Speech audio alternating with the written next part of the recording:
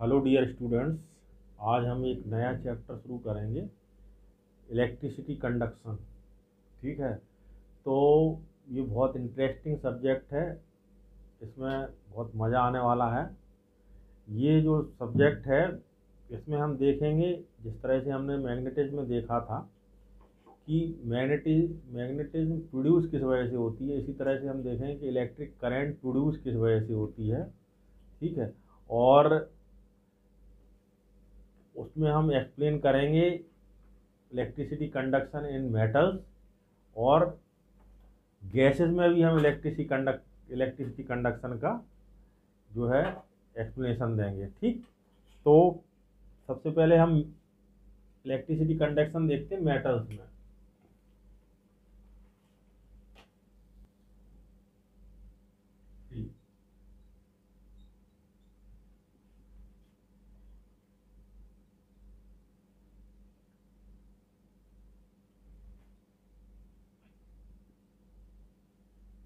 ठीक है, तो कंडक्शन ऑफ इलेक्ट्रिसिटी सबसे पहले हम देखेंगे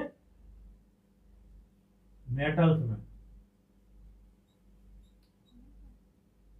ठीक, तो मेटल्स में क्या होता है कि जो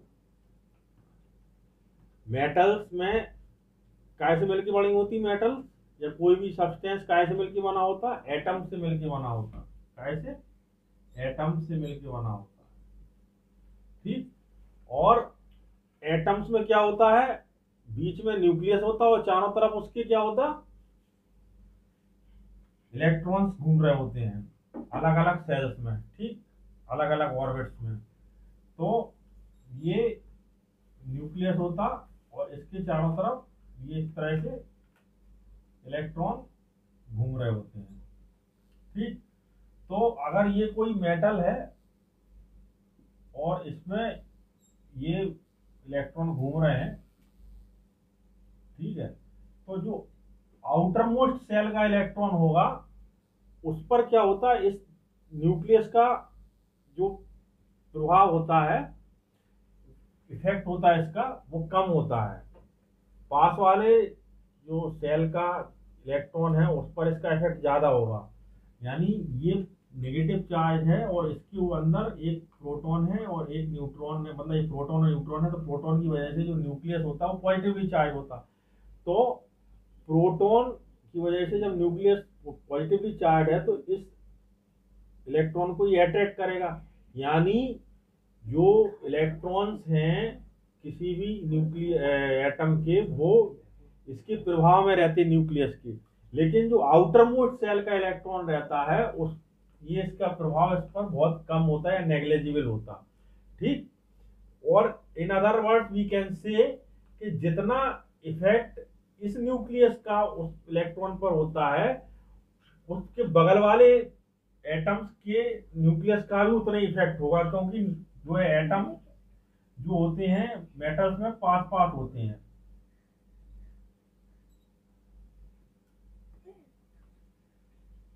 ठीक, तो मतलब हम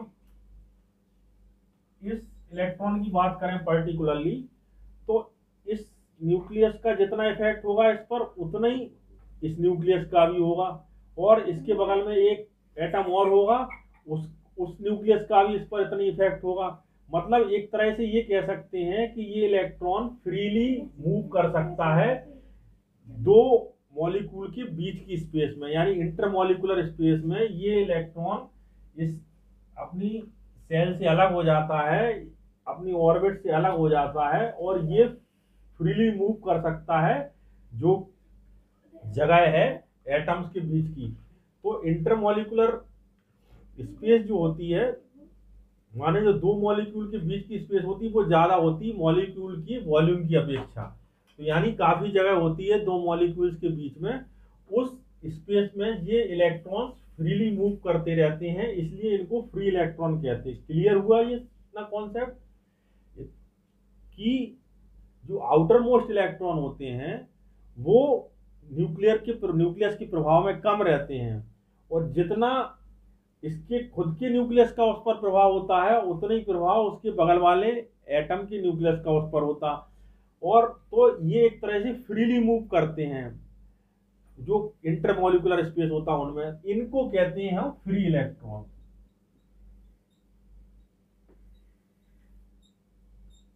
इनको कहते हैं हम फ्री इलेक्ट्रॉन।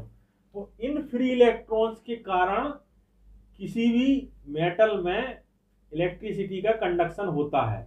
लेकिन अगर हम इसको किसी भी एक्सटर्नल ईएमएफ से या किसी सर्किट से कनेक्ट नहीं करते हैं, यानी इस पे हम कुछ भी इलेक्ट्रिक पोटेंशियल नहीं देते हैं, तो क्या होता है, ये यहां वहां मूव करते रहते हैं ये इलेक्ट्रॉन।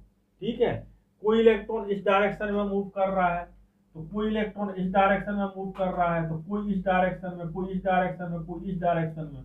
तो इन इलेक्ट्रॉन्स का किसी भी डायरेक्शन में नेट डिस्प्लेसमेंट 0 होता है। ठीक, क्योंकि इस डायरेक्शन में जितने मूव करेंगे दूसरे उस डायरेक्शन में मूव कर जाएंगे। तो इसलिए in the absence of EMF या in the absence of electric potential between the two ends of the conductor, उसमें कोई भी इलेक्ट्रिसिटी या कोई भी करंट फ्लो नहीं होती है। ठीक, क्योंकि नेट डिस्प्लेसमेंट उसका इलेक्ट्रॉन्स का 0 होता है। लेकिन जैसे ही हम इस कंडक्टर में ये हम इस पे इसे बैटरी से कनेक्ट कर देते हैं, यानी इसमें इलेक्ट्रोड पोटेंशियल दे देते हैं, तो ये हाई पोटेंशियल पे है और ये वाला सिरा इसका लो पोटेंशियल पे है। तो क्या होगा, जब इस तरह का हम काम कर देते हैं तो इसमें क्या होगा, इसमें इसके अंदर एक इंटेंसिटी ऑफ इलेक्ट्रिक फील्ड, यानी इसके अंदर एक इलेक्ट्रिक फील्ड प्रोड्यूस हो जाएगी। ठीक, जो कि हाई पोटेंशियल से लो पोटेंशियल की तरफ होगी। जैसे ही हम इस पे वोल्टेज डिफरेंस अप्लाई करेंगे इस कंडक्टर पे, तो क्या होगा, इसमें इंटेंसिटी ऑफ इलेक्ट्रिक फील्ड लगने लगेगी, एक इलेक्ट्रिक फील्ड प्रोड्यूस हो जाएगी जो कि हाई पोटेंशियल से लो पोटेंशियल की तरफ काम करेगी। ठीक, तो इन इलेक्ट्रॉन्स पे फोर्स लगने लगेगा इस इलेक्ट्रिक फील्ड की अपोजिट डायरेक्शन में। माने इस पे फोर्स लगेगा क्योंकि ये नेगेटिव चार्ज है, तो इस पे फोर्स लगेगा इस डायरेक्शन में।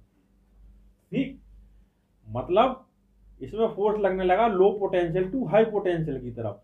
जब ये फोर्स लगने लगा तो ये क्या करने लगे, इनका मूवमेंट इस डायरेक्शन में नेट मूवमेंट होने लगा, मतलब ये low potential to high potential move करने लगेंगे। ठीक है, तो जब electrons low potential to high potential move करने लगेंगे तो इसके अपोजिट इलेक्ट्रिक करंट का फ्लो होने लगेगा, यानी high potential to low potential.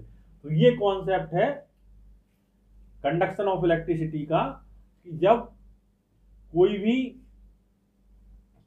उसमें ईएमएफ अप्लाई नहीं करते हैं, कोई भी इलेक्ट्रिक पोटेंशियल नहीं देते, तो नेट मूवमेंट उसका 0 होता है, नेट डिस्प्लेसमेंट इलेक्ट्रॉन्स का, फ्री इलेक्ट्रॉन्स का 0 होता। फ्री इलेक्ट्रॉन्स हमने बता दिए क्या होते हैं।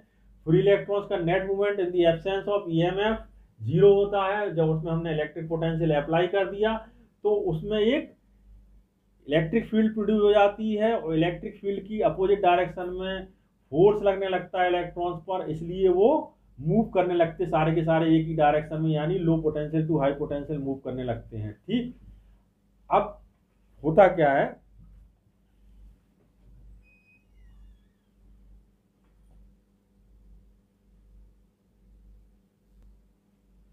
अब हम कंसेप्ट देखते हैं ड्रिफ्ट वेलोसिटी का क्या कॉन्सेप्ट है।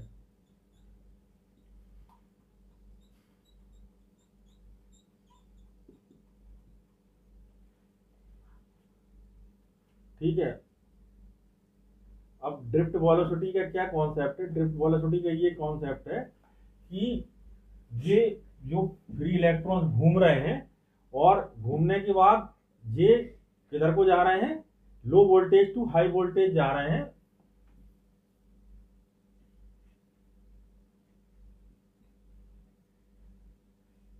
इस डायरेक्शन में ये मूव कर रहे हैं, तो क्या होता है, ये जब इधर को मूव हो रहे हैं तो ये रास्ते में आने वाले काय से टकराएंगे, दूसरे एटम से टकराएंगे या दूसरे पॉजिटिव आयन से टकराएंगे। ठीक, तो जब ये दूसरे पॉजिटिव आयन से टकराते हैं तो क्या होता कि ये जब इस पे ई इस डायरेक्शन में लग रहा है, हमने बता दिया कि इसमें इलेक्ट्रिक फील्ड इस डायरेक्शन में काम कर रही है, इस डायरेक्शन में। ई किस डायरेक्शन में काम कर रहा है? ई। तो इस पर फोर्स लग रहा है इस डायरेक्शन में। तो इस फोर्स की वजह से इनमें कुछ एसिलेशन होगा। क्या होगा? इनके अंदर एसिलेशन होगा। तो ये जो चक्कर होती हैं टोटली इनइलास्टिक होती हैं, यानी जब ये इलेक्ट्रॉन किसी पॉजिटिव आयन से टकराते हैं या किसी एटम से टकराते हैं, तो इनकी जो वो होती है टक्करें जो होती हैं, जो कॉलिजन्स होती है, वो इनइलास्टिक होती है। यानी टकराने के बाद इनकी वेलोसिटी 0 हो जाती है। ठीक। और अगली टक्कर के ठीक पूर्व इनमें क्योंकि एस्लेशन लग रहा है, तो इनमें फिर से वेलोसिटी जो है प्रोड्यूस हो जाती है। ठीक। इनमें अगली कॉन्सेप्ट क्या है, फिर से समझ लीजिए। कॉन्सेप्ट ये है कि टक्कर के पहले जो है, टक्कर के तुरंत बाद उनकी वेलोसिटी, एक जो इससे टकराया है वो, उसने अपनी पूरी वेलोसिटी दूसरे इलेक्ट्रॉन को दे दी। मान लो इसकी वेलोसिटी v थी, तो इससे इसको v मिल गई और इसकी वेलोसिटी 0 हो गई। लेकिन क्योंकि इस पे एसिलेशन इस डायरेक्शन में लग रहा है, तो t सेकंड बाद इसकी वेलोसिटी फिर बढ़ के 0 से v हो जाएगी, 0 to v हो जाएगी इसकी वेलोसिटी। ठीक। क्योंकि ये एसिलेशन लग रहा, तो वो उसकी वेलोसिटी v हो जाएगी। तो इसकी जो एवरेज वेलोसिटी है वो कितनी होगी?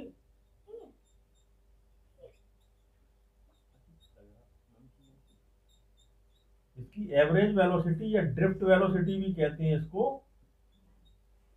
ये ड्रिफ्ट वेलोसिटी होगी 0 + v/2।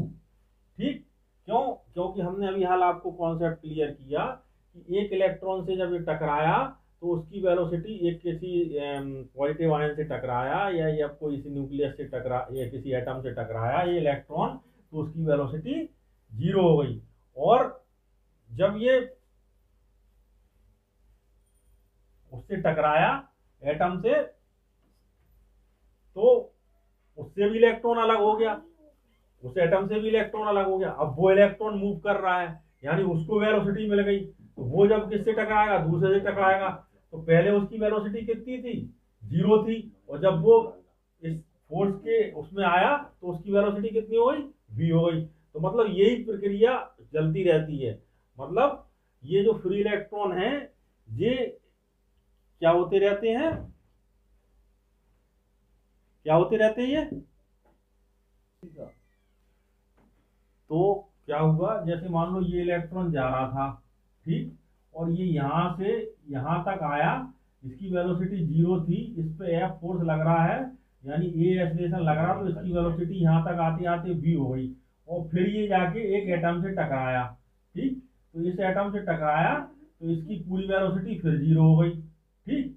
फिर क्या हुआ, जब वेलोसिटी 0 हो गई, तो फिर इसको एक्सीलरेशन लगने लगा, क्योंकि फोर्स तो बराबर काम कर ही रहा है। तो फिर ये यहाँ से यहाँ तक जाके फिर ये टी टाइम के बाद आके इसमें 0 से फिर भी वेलोसिटी हो गई। यही होता रहता है।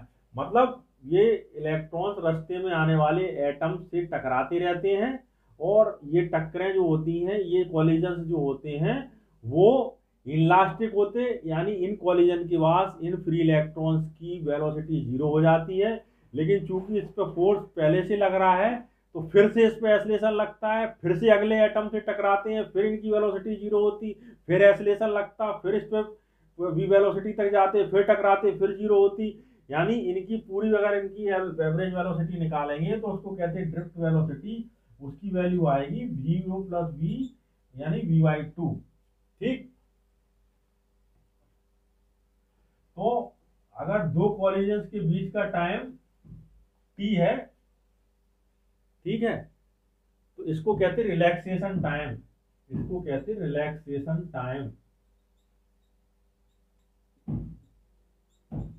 हिंदी में कहते हैं श्रांति काल।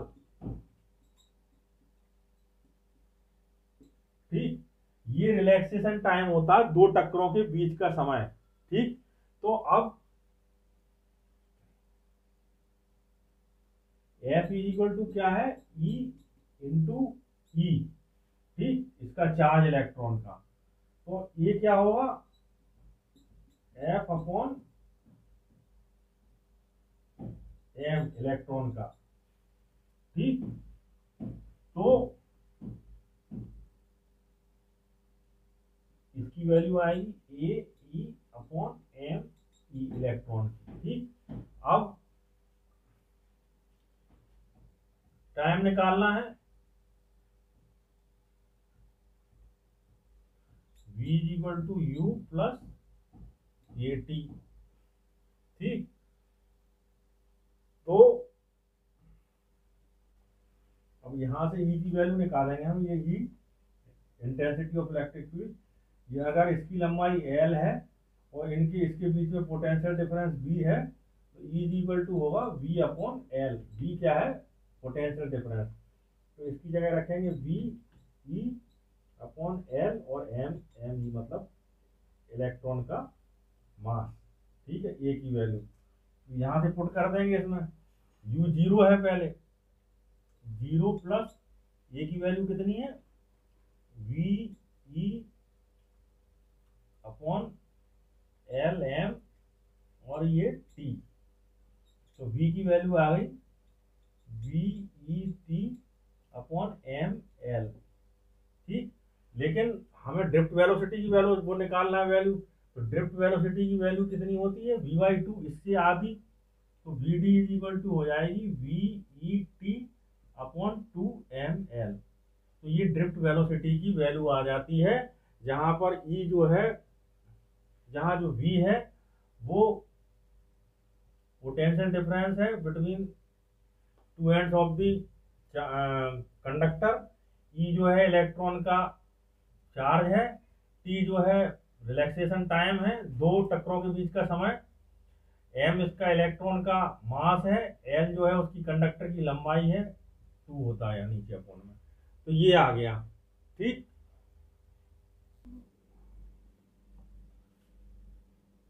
करंट डेंसिटी क्या होती है,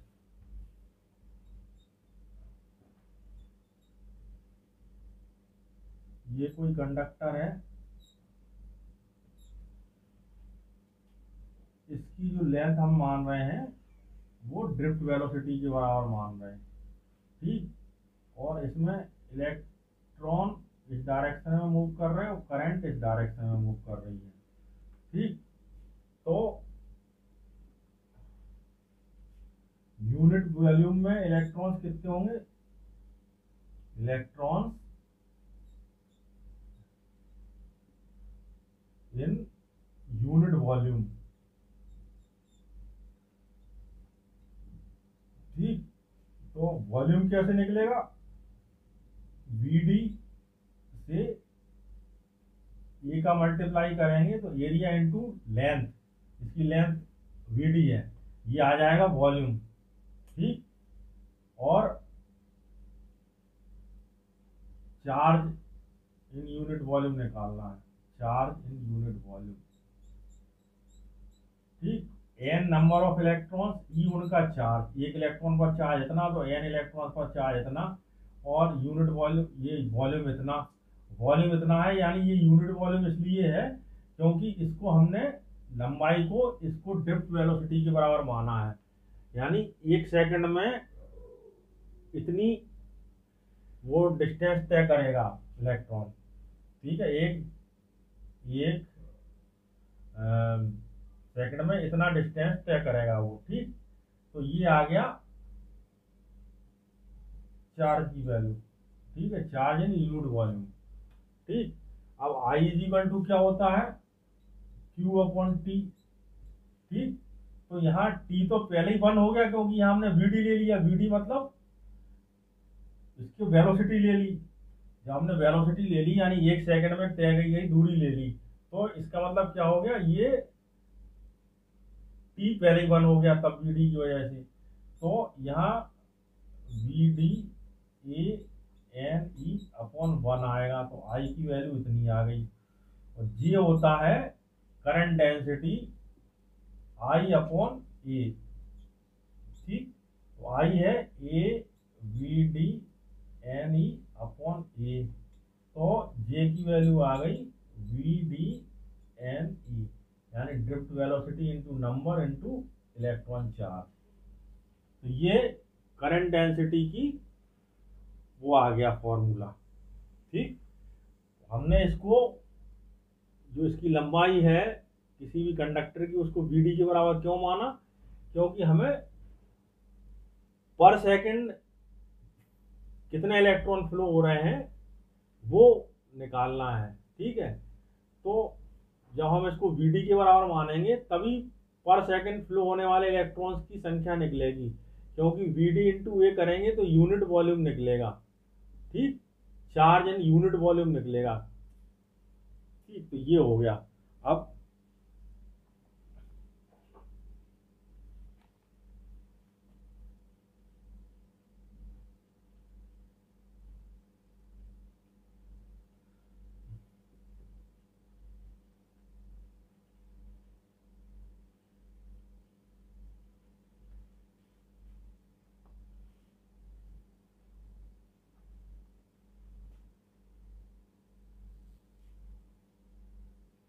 फॉर्मेशन ऑफ ओम्स लॉ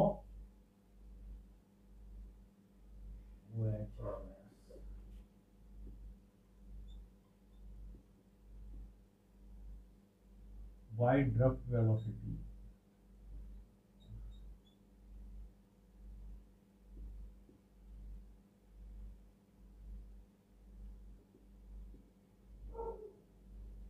ठीक, तो ये कैसे निकलेगा? हमने अभी ड्रिफ्ट वेलोसिटी से आई की वैल्यू निकाली। आई इज इक्वल टू क्या था? AVDNE। ठीक है, तो यहाँ से VD की वैल्यू रखेंगे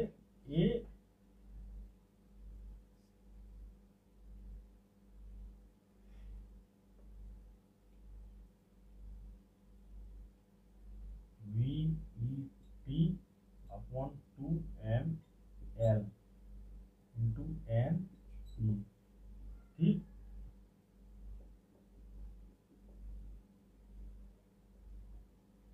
तो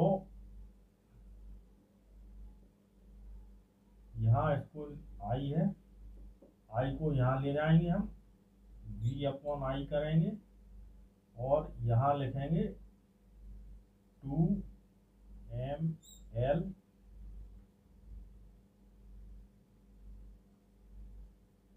upon A E square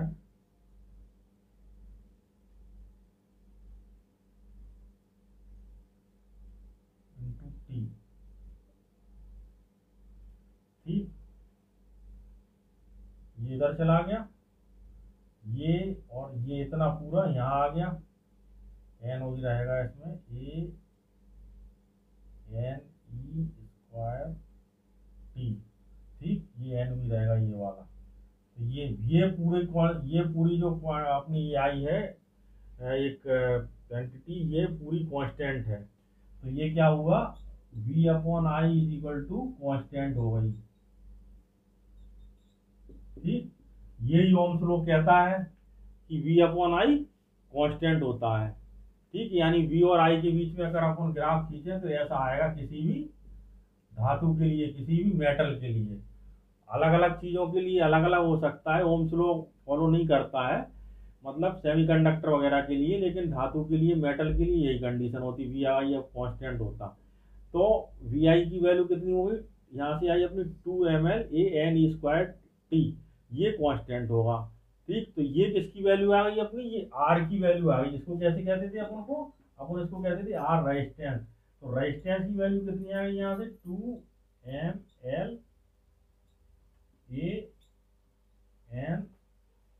ANE square into T।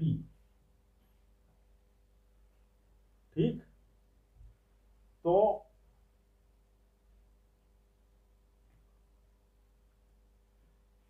R is equal to क्या होता? ρL अपॉन A इसकी जगह। ठीक, तो ये अगर हम रो की वैल्यू निकालना चाहें, यहाँ से इसकी रेजिस्टिविटी की वैल्यू निकालना चाहें, तो स्पेसिफिक रेजिस्टेंस की वैल्यू निकालना चाहें तो 2ml ANE² इंटू टी।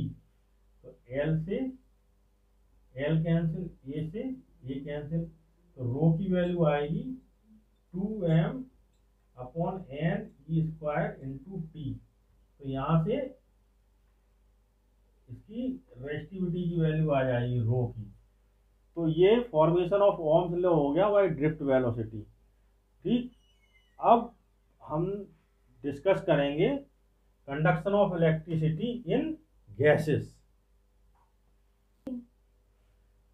ये जो रिलैक्सेशन टाइम होता टी, ठीक है, तो ये कैसे निकलेगा?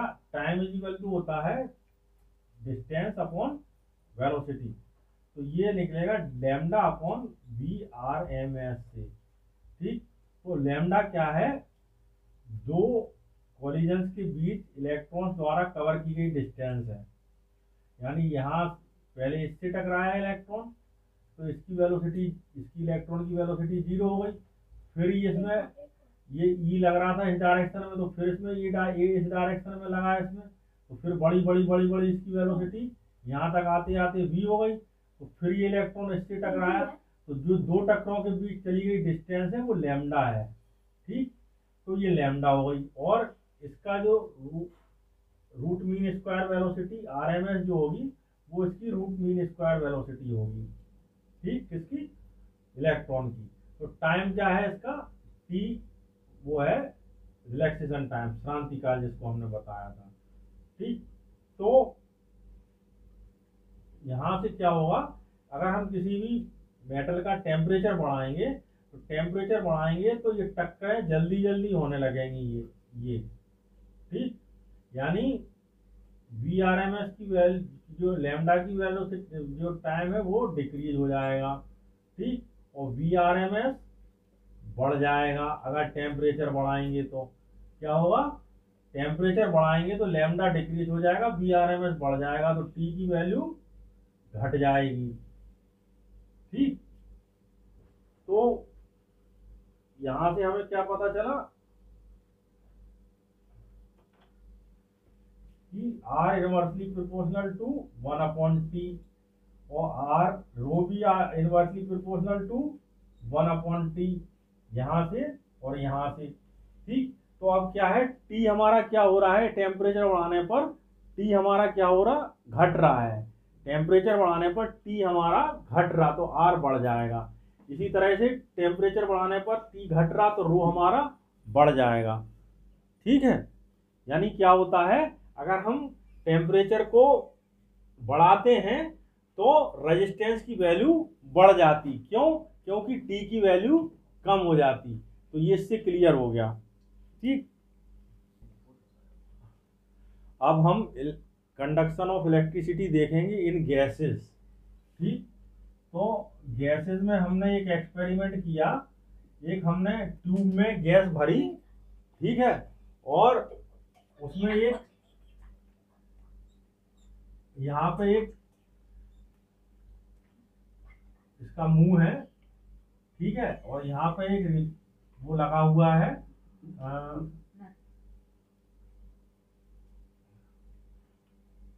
इसके जो प्रेशर रिलीज करने का एक वो लगा हुआ है, नॉब लगी हुई है, जिससे हम इसमें ये एक ट्यूब है, इस ट्यूब में एक गैस भरी हुई है। ठीक, और यहाँ पर एक इसका जो है आउटलेट है और उसमें एक नॉब लगी हुई है। इस नॉब से हम इसकी प्रेशर रिलीज कर सकते हैं। ठीक, और ये इसमें मान लो एक प्रेशर की घड़ी भी लगी हुई है।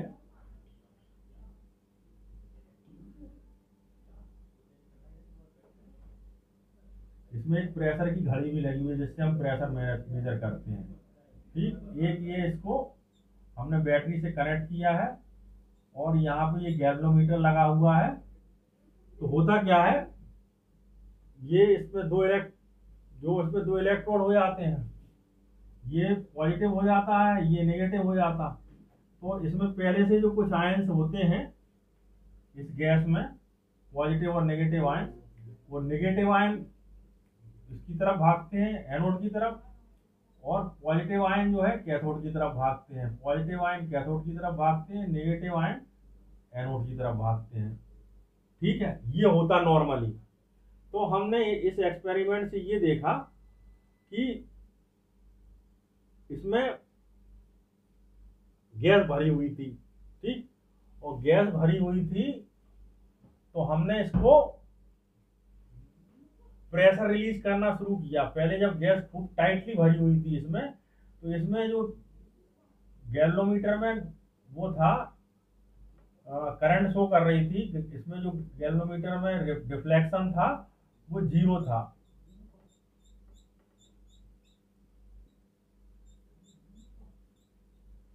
ठीक, गैल्वेनोमीटर में जबकि गैस टाइटली भरी हुई थी तब इस पर क्या था, डिफ्लेक्शन 0 था। ठीक, अब क्या किया हमने, यहां से धीरे धीरे गैस रिलीज करी।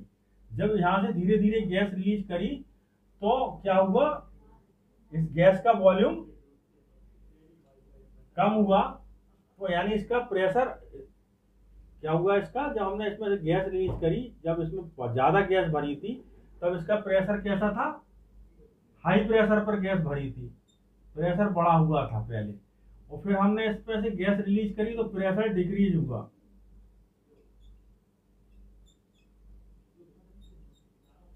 जब ये प्रेशर डिक्रीज हुआ तो इसमें डिफ्लेक्शन शो करने लगा, इस गैल्वेनोमीटर में डिफ्लेक्शन शो करने लगा एक लिमिट पे आके।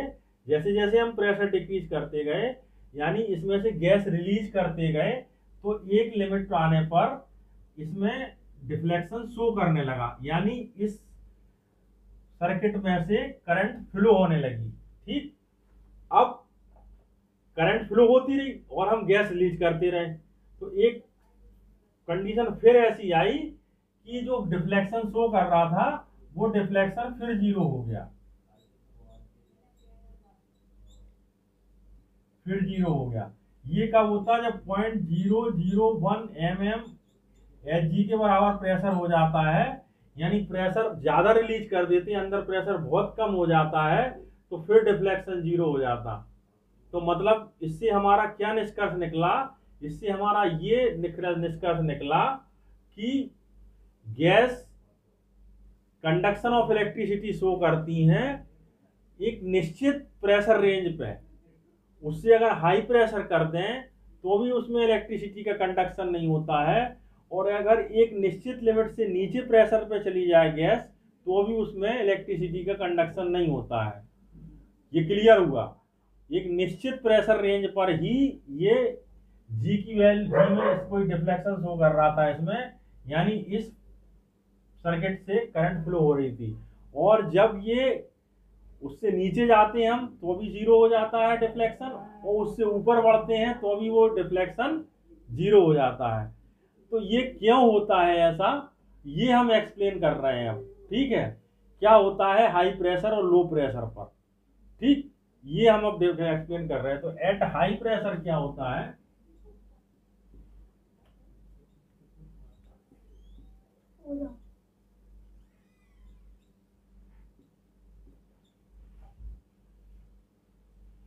एट हाई प्रेशर क्या होता है, एट हाई प्रेशर क्या होता है, ये जो आयंस होते हैं वो क्लोजली पैक्ड होते हैं, मतलब पास पास होते हैं।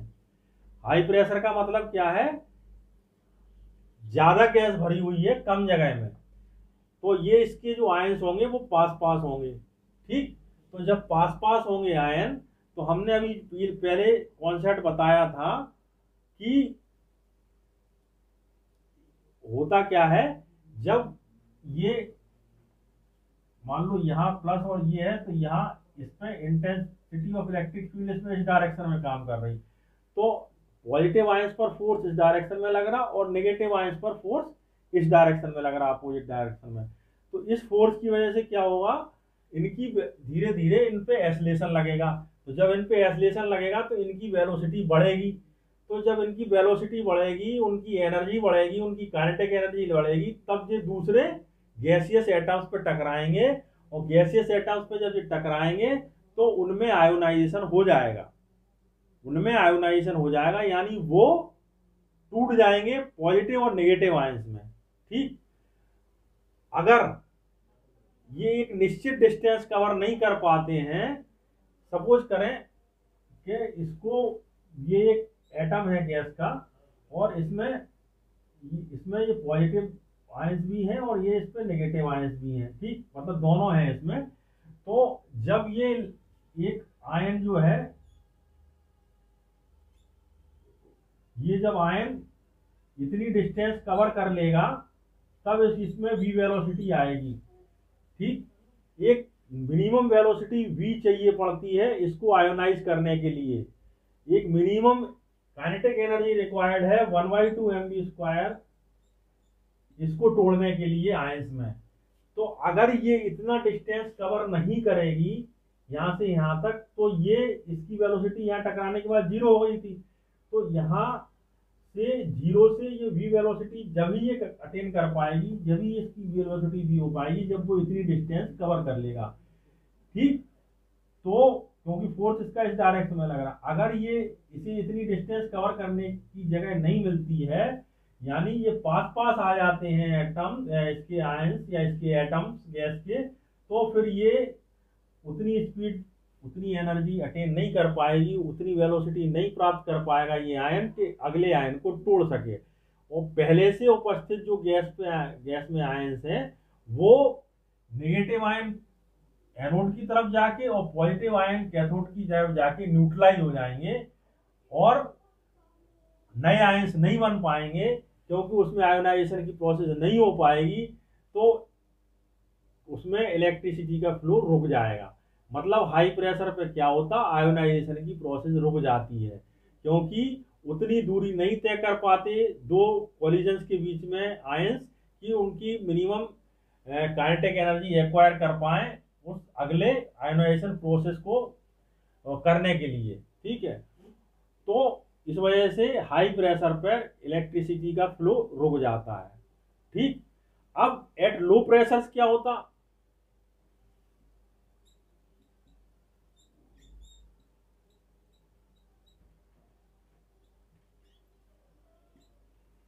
एट लो प्रेशर क्या होता है कि इसकी आयंस दूर दूर रहते हैं। लो प्रेशर का मतलब होता है कम गैस ज्यादा वॉल्यूम में भरी हुई है, यानी उसके एटम्स गैस के एटम्स एक दूसरे से बहुत डिस्टेंस पे होंगे। तो हो सकता है जो पहले से उपस्थित आयन है, जब वो अपोजिट जो है इलेक्ट्रोड की तरफ मूव कर रहे हैं, यानी जो नेगेटिव आयन है वो एनोड की तरफ मूव कर रहे हैं और पॉजिटिव आयन कैथोड की तरफ मूव कर रहे हैं, हो सकता है बीच में एटम्स की संख्या कम होने की वजह से, यानी लो प्रेशर होने की वजह से रास्ते में उन्हें कोई एटम मिले ही ना और वो बिना टकराए ही दूसरे अपोजिट जो है इलेक्ट्रोड पे पहुंच के न्यूट्रलाइज हो जाए। तो ऐसी कंडीशन में भी नए आयन नहीं बनने की वजह से जो पहले से उपस्थित आयंस हैं वो अपोजिट इलेक्ट्रोड पे जाके न्यूट्रलाइज हो जाते हैं और इनमें जो कंडक्शन ऑफ इलेक्ट्रिसिटी है वो रुक जाती है। तो लो प्रेशर पर भी यही होता है। लो प्रेशर पे क्या होता है कि उसमें आयोनाइजेशन ही नहीं हो पाता, क्योंकि उन्हें रास्ते में कोई एटम ही नहीं मिलते टकराने के लिए। और हाई प्रेशर पे क्या होता है, हाई प्रेशर पे एटम तो बहुत हैं और टकराने की जगह भी टकराने के लिए पास पास हैं, लेकिन जो टकराने वाला आयन है उसके पास इतनी एनर्जी नहीं है, क्योंकि दो कॉलिजन्स के बीच का समय बहुत कम है, दो कॉलिजन्स के बीच की डिस्टेंस बहुत कम है, तो वो उतनी उसकी काइनेटिक एनर्जी नहीं अटेन कर पा रहा कि अगले एटम को आयोनाइज कर सके।